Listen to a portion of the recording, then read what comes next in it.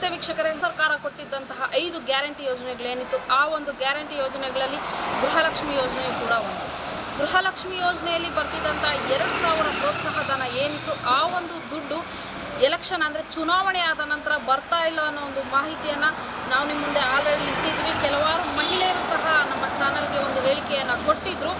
ಆದರೆ ಈ ವಿಚಾರವಾಗಿ ಮಹಿಳಾ ಮತ್ತು ಮಕ್ಕಳ ಅಭಿವೃದ್ಧಿ ಇಲಾಖೆಯ ಸಚಿವೆಯಾದಂತಹ ಲಕ್ಷ್ಮೀ ಹೆಬ್ಬಾಳ್ಕರ್ ಅವರು 2 ತಿಂಗಳು ಅಥವಾ 3 ತಿಂಗಳದು ಏನೇ ದುಡ್ಡು ಇರ್ಬೋದು ಅಥವಾ ಒಂದೇ ತಿಂಗಳಲ್ಲಿ ಆ ದುಡ್ಡು ಬರುತ್ತೆ ಅನ್ನೋ ಒಂದು ಹೇಳಿಕೆಯನ್ನು ಕೊಟ್ಟಿದ್ದಾರೆ.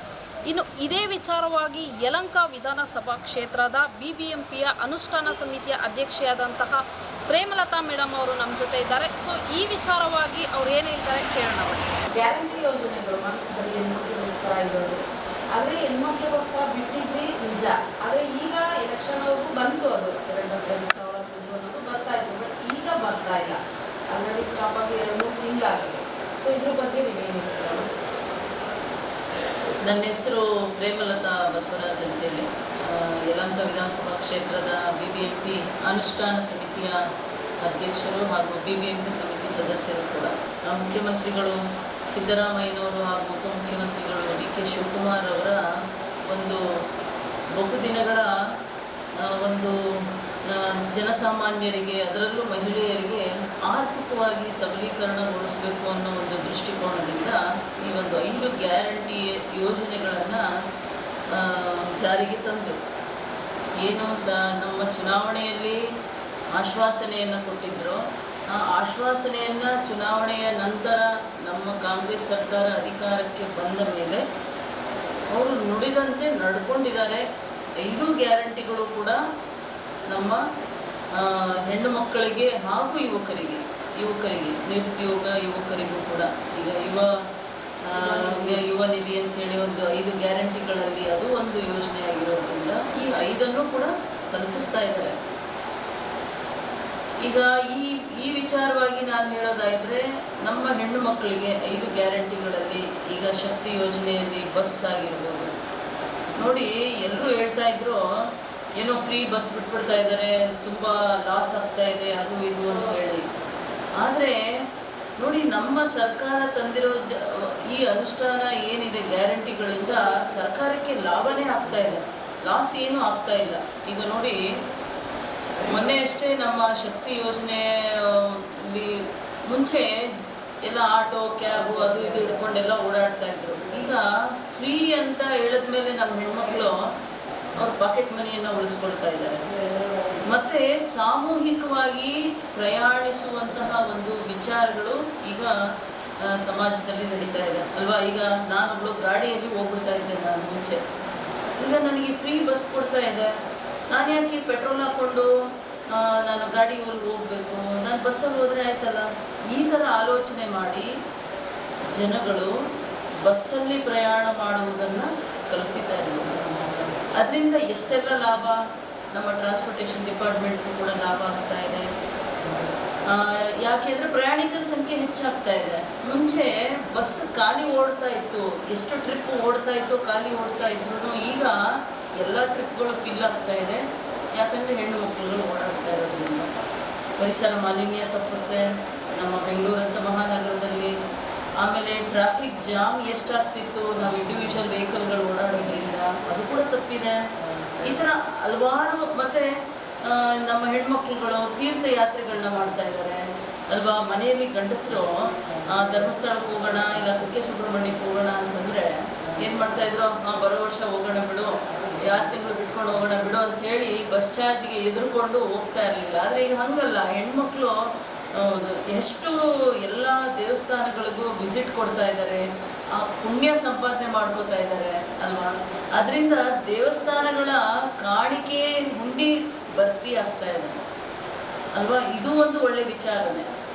ಅಲ್ಲಿ ಏನೋ ಬಸ್ಸು ಫ್ರೀಯಾಗಿ ಬಿಟ್ಬಿಟ್ರು, ಬೊಬ್ಬೆ ಹೊಡೆಯುವಂಥ ನಮ್ಮ ವಿರೋಧ ಪಕ್ಷದವರು ಈ ಬಿಟ್ಟರು, ದಿವಾಳಿ ಆಗೋಯ್ತು ಸರ್ಕಾರ, ಏನೋ ಎಲ್ಲ ಉಚಿತವಾಗಿ ಕೊಡ್ತಾ ಇದ್ದಾರೆ ಅಂದರೆ, ಉಚಿತವಾಗಿ ಹೌದು, ಹೆಣ್ಣು ಮಕ್ಕಳನ್ನು ಆರ್ಥಿಕವಾಗಿ ಸಬಲೀಕರಣ ಮಾಡೋದು ಒಂದು ಉದ್ದೇಶ. ಆದರೆ ಮತ್ತು ಇನ್ನೊಂದು ನಾವು ದೃಷ್ಟಿಕೋನದಲ್ಲಿ ನೋಡೋದಾದರೆ, ಈ ಎಲ್ಲ ಒಂದು ಏನು ಗ್ಯಾರಂಟಿಗಳನ್ನ ಬಿಟ್ಟಿರೋದ್ರಿಂದ ಸರ್ಕಾರಕ್ಕೆ ಇನ್ನೂ ಲಾಭನೇ ಆಗ್ತಾ ಇದೆ. ಇದನ್ನು ನಾವು ಮನಗಾಣಬೇಕು. ಸೊ ಈಗ ನಾವು ಏನು ಆಹಾರ ಇಲಾಖೆಯಲ್ಲಿ ಕಾರ್ಡ್ದಾರರಿಗೆ BPL ಕಾರ್ಡ್ದಾರರಿಗೆ ಅಕ್ಕಿ ತಗೊಳ್ತಾ ಇದ್ರು, 10 kg ಅಷ್ಟು 5 kg ಅಕ್ಕಿ ಸಿಗುತ್ತೆ, ಈಗ 5 kg ಅಷ್ಟು ದುಡ್ಡು ಪ್ರತಿ ಸದಸ್ಯನಿಗೆ ಕೊಡ್ತಾ ಇದ್ದಾರೆ. ಇದು ಕೂಡ ಅವರಿಗೆ ದುಡ್ಡು ಸೇರ್ತಾ ಇದೆ. ಇನ್ನು ಕರೆಂಟ್ ಬಿಲ್ ನೋಡಿ, ನಮ್ಮನೇಲಿ ಉದಾಹರಣೆ ತೊಗೊಂಡ್ರೆ 2,000 ರೂಪಾಯಿ 2,500 ರೂಪಾಯಿ ಕರೆಂಟ್ ಬಿಲ್ ಬರ್ತಾ ಇತ್ತು. ಇವಾಗ ನಾನು ಕರೆಂಟ್ ಬಿಲ್ಲೇ ಕಟ್ತಾ ಇಲ್ಲ, 0 ಬಿಲ್ ಬರ್ತಾ ಇದೆ. ಎಷ್ಟು ಲಾಭ ಆಯಿತು ಅದರಿಂದ? ಮತ್ತು ಒಂದು ಟಾರ್ಗೆಟ್ ಕೊಟ್ಟಿದ್ದಾರೆ, ಅಷ್ಟರ ಮೇಲೆ ನೀವು ಕರೆಂಟ್ ಓಡಿಸಿದ್ರೆ ಕರೆಂಟು ಜಾಸ್ತಿ ಬರುತ್ತೆ ಅನ್ನೋ ದೃಷ್ಟಿಯಲ್ಲಿ ಇವಾಗ ಜನ ಹಿತಮಿತವಾಗಿ ಕರೆಂಟ್ನ ಬಳಸೋಕ್ಕೆ ಪ್ರಾರಂಭ ಮಾಡಿದ್ದಾರೆ. ಇದು ಕೂಡ ಸರ್ಕಾರಕ್ಕೆ ಲಾಭನೇ ಅಲ್ವೇ? ಈ ರೀತಿ ಮತ್ತು ಈ ಒಂದು ಕರೆಂಟ್ ಪವರ್ ಜನ್ರೇಟರ್ನ ನಾವು ಉಳಿಸ್ದಂಗಾಗುತ್ತೆ. ಹಾಗೂ ಇನ್ನೂ ಒಂದು ವಿಚಾರ, ನಮ್ಮ ಯುವಕರು ಅವರು ಕೆಲಸ ಡಿಗ್ರಿ ಮುಗಿದು ಅವ್ರು ನೆಕ್ಸ್ಟ್ ಕೆಲಸ ಹುಡ್ಕೊಳ್ಳೋವರೆಗೂ ಸರ್ಕಾರ ಅವ್ರಿಗೆ ಗೌರವಧನ ಕೊಡ್ತಾ ಇದೆ. ಈ ಎಲ್ಲ ವಿಚಾರಗಳು ಒಂದು ರೀತಿಯಲ್ಲಿ ಒಳ್ಳೆಯದಾಗ್ತಾ ಇದೆ. ಹೌದು, ನಮ್ಮ ಸರ್ಕಾರ ಮಹಿಳೆಯರಿಗೆ ಆರ್ಥಿಕವಾಗಿ ಸದೃಢನನ್ನಾಗಿ ಮಾಡಬೇಕು ಅನ್ನೋ ದೃಷ್ಟಿಯಿಂದ ಕೊಟ್ಟಿದ್ದಾರೆ. ಸೊ ಏನು ನೀವು ಕೇಳಿದ ಹಾಗೆ ಈಗ ಎಲೆಕ್ಷನ್ ನಂತರ, ಅದಕ್ಕೂ ಮುಂಚೆ ಎಲ್ಲರಿಗೂ ತಲುಪಿದೆ 2,000 ಏನು ಭಾಗ್ಯಲಕ್ಷ್ಮಿ ಯೋಜನೆಯಲ್ಲಿ ನಮಗೆ ಬಂದಿದೆ. ಈಗ 2,000 ಬರ್ತಾ ಇಲ್ಲ. ಈಗ ನಮ್ಮ ಮಹಿಳಾ ಮತ್ತು ಮಕ್ಕಳ ಕಲ್ಯಾಣ ಇಲಾಖೆಯ ನಮ್ಮ ಘನವೆತ್ತ ನಮ್ಮ ಲಕ್ಷ್ಮೀ ಹೆಬ್ಬಾಳ್ಕರ್ ಮೇಡಮ್ ಅವರು ಹೇಳಿದ್ದಾರೆ, ಹೌದು ಎಲೆಕ್ಷನ್ ನಂತರ ಕೆಲವೊಂದು ಟೆಕ್ನಿಕಲ್ ಪ್ರಾಬ್ಲಮ್ಗಳಿಂದ ನಮಗೆ ಕೊಡಲಿಕ್ಕಾಗಿಲ್ಲ, ಬಟ್ ನಿಮ್ಗೆ ಎಷ್ಟು ತಿಂಗಳಿಂದ ಅದು ಬಂದಿಲ್ವೋ ತದನಂತರ ನಾವು ನಿಮಗೆ ಮುಟ್ಟಿಸ್ತೀವಿ ಅನ್ನೋವಂಥ ವಿಚಾರವನ್ನು ಅವರು ಕೊಟ್ಟಿದ್ದಾರೆ. ಅದು ಮುಟ್ಟುತ್ತೆ ನಮ್ಮ ಗೃಹಿಣಿಯರಿಗೆ ಅಂತ ಈ ಮೂಲಕ ನಾನು ಹೇಳಲಿಕ್ಕೆ ಇಷ್ಟಪಡ್ತೀನಿ. ಇದೇ ವಿಚಾರವಾಗಿ ನಾವೇ ನಮ್ಮ ಚಾನಲಲ್ಲಿ ಸುದ್ದಿ ಮಾಡಿದ್ವಿ. ಎಷ್ಟೋ ಜನ ಹೆಣ್ಮಕ್ಳು ಹೇಳಿಕೆ ಸಹ ಕೊಟ್ಟಿದ್ದಾರೆ. ಎಲೆಕ್ಷನ್ ಆದಮೇಲೂ ಕೂಡ ಬರುತ್ತೆ ಅಂತ ಹೇಳ್ತಿದ್ದಾರೆ, ಬಟ್ ಇದುವರೆಗೂ ಬಂದಿಲ್ಲ. 1 ಮಂತ್ ಆಯಿತು, 2 ಮಂತ್ 2 ತಿಂಗಳು ಒಟ್ಟಾಗಿ ಬರುತ್ತೆ ಅಂದರು, ಅವಾಗಲೂ ಬಂದಿಲ್ಲ. ಅದಾದಮೇಲೆ 2 ಮತ್ತು 3ನೇ ತಿಂಗಳು ಒಟ್ಟಾಗಿ ಬರುತ್ತೆ ಅಂದರು, ಅದು ಬರ್ತಾ ಇಲ್ಲ. ಬರೀ ಹೇಳಿಕೆ ಮಾತ್ರ ಕೊಡ್ತಾ ಇದ್ದಾರೆ, ಯಾವುದೇ ರೀತಿಯಾಗಿ ಬರ್ತಾ ಇಲ್ಲ ಅನ್ನೋ ಒಂದು ಅಭಿಪ್ರಾಯವೂ ಸಹ ಇದೆ. ಇದ್ರ ಬಗ್ಗೆ ಏನಿದೆ? ಈಗ 5 ಗ್ಯಾರಂಟಿಗಳಲ್ಲಿ ಕರೆಂಟ್ ಅಂತೂ ಬರ್ತಾನೆ ಇದೆ, ಅದು ಫ್ರೀ ಇದೆ, ಮತ್ತು ಟ್ರಾನ್ಸ್ಪೋರ್ಟೇಷನ್ ಫ್ರೀ ಇದೆ, ಮತ್ತು ರೇಷನ್ನು ಕೂಡ ಬರ್ತಾ ಇದೆ. ಈಗ ಗೃಹಲಕ್ಷ್ಮಿದು ಏನಿದೆ, ನಮ್ಮ ಭಾಗ್ಯಲಕ್ಷ್ಮಿ ಯೋಜನೆ 2,000 ಏನಿದೆ, ಇದು ಬಿಡ್ತೀನಿ ಅಂತ ಹೇಳಿದರೆ ಬಿಟ್ಟೇ ಬಿಡ್ತಾರೆ. ಈಗ ಬಿಫೋರ್ ಎಲೆಕ್ಷನ್ನು 2 ತಿಂಗಳದು ಒಟ್ಟೊಟ್ಟಿಗೆ ಹಾಕಿದ್ದಾರೆ, 3 ತಿಂಗಳದು 2 ತಿಂಗಳದು ಆ ಥರ ಒಟ್ಟೊಟ್ಟಿಗೆ ನಮ್ಮ ಫಲಾನುಭವಿಗಳಿಗೆ ಮುಟ್ಟಿದೆ. ನಾವು ಸುಮಾರು ಉದಾಹರಣೆಗಳನ್ನು ನಾವು ಕಂಡಿದ್ದೇವೆ, ಕೇಳಿದ್ದೇವೆ ಕೂಡ. ಹಾಗಾಗಿ ಈಗಲೂ ಅಷ್ಟೇ ಹೇಳಿದೆ ಸರ್ಕಾರ, ಯಾವತ್ತೇ ಆಗಲಿ ಅದು ಕೊಟ್ಟ ಮಾತನ್ನು ಯಾವತ್ತೂ ನಮ್ಮ ಕಾಂಗ್ರೆಸ್ ಸರ್ಕಾರ, ಸಿದ್ದರಾಮಯ್ಯ ಹಾಗೂ DK ಶಿವಕುಮಾರ್ ಸಾಹೇಬ್ರ ಒಂದು ಏನು ಸರ್ಕಾರ ಇದೆ, ಕೊಟ್ಟ ಮಾತನ್ನು ಯಾವತ್ತೂ ಉಳಿಸ್ಕೊಳ್ಳುತ್ತೆ. ಈಗ 2 ತಿಂಗಳು ಕೊಟ್ಟಿಲ್ಲ, ಈಗ 3ನೇ ತಿಂಗಳು ಕೂಡ ಬಂದಿಲ್ಲ ಅಂದರೆ ಸರ್ಕಾರ ಅದನ್ನು ಸೇರಿಸಿ ಕೊಡುವಂತಹ ಎಲ್ಲ ಒಂದು ವಿಚಾರಗಳನ್ನು ಆಲ್ರೆಡಿ ನಮ್ಮ ಮಂತ್ರಿಗಳು ನಾನಾಗಲೇ ಪ್ರಸ್ತಾಪ ಮಾಡಿದಂಗೆ ನಮ್ಮ ಲಕ್ಷ್ಮೀ ಹೆಬ್ಬಾಳ್ಕರ್ ಮೇಡಮ್ ಅವರು ಸಚಿವರು ಈ ಒಂದು ವಿಚಾರವನ್ನು ಹೇಳಿದ್ದಾರೆ. ಬಂದೇ ಬರುತ್ತೆ, ಇದರಲ್ಲಿ 2 ಮಾತಿಲ್ಲ. ಮಹಾಜ್ಯೋತಿ ಇನ್ನೂ ಫ್ರೀ ಅಂತ ಇತ್ತು, ಇವಾಗ ಅದು ಸಹ ಇಲ್ಲ. ಪ್ರತಿಯೊಬ್ಬರಿಗೂ ಕರೆಂಟಿಗೆ ಬರ್ತಾ ಇದೆ ಅನ್ನೋದು ಇವಾಗ ಎಲ್ಲರೂ ಹೇಳ್ತಾ ಇರೋದು. ನೋಡಿ ಮೇಡಮ್, ಈಗ ಬೇರೆ ಯಾರು ಬೇಡ, ನನ್ನದೇ ಎಕ್ಸಾಂಪಲ್ ತೊಗೊಳ್ಳಿ ಮೇಡಮ್. ಬಿಫೋರು ಈಗ ನಮ್ಮ ಮನೆಯಲ್ಲಿ 2 ತಿಂಗಳಿಂದ ನಾನು ಕರೆಂಟ್ ಬಿಲ್ ಕಟ್ತಾ ಇದ್ದೀನಿ.